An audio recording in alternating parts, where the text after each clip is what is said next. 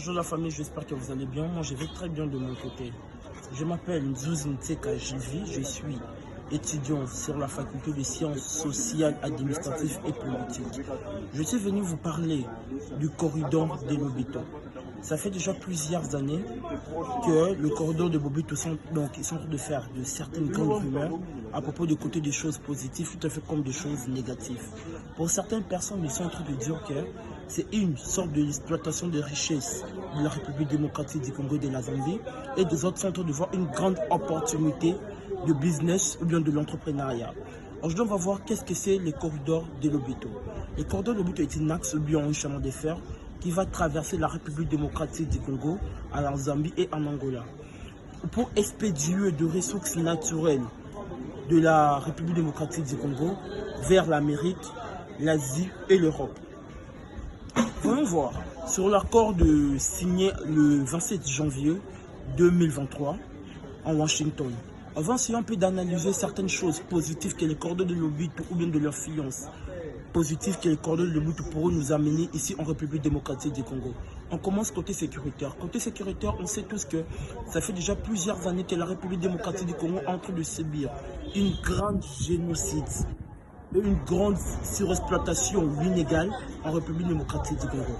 Donc, parmi certains des accords, le corridor de Lobito, ça pourrait nous apporter une grande sécurité pour sécuriser nos territoires et nos ressources naturelles.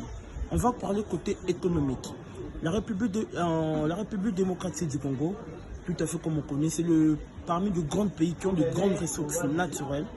Donc, pour renforcer notre PIB mondial, ou bien notre image mondiale, le corridor de Lobito, ça peut être une grande opportunité.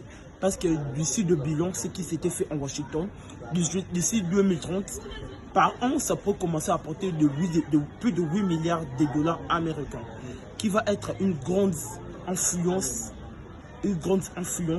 sur notre PIB. On va parler un peu à propos de certains territoires. Exemple, mon territoire Madimba.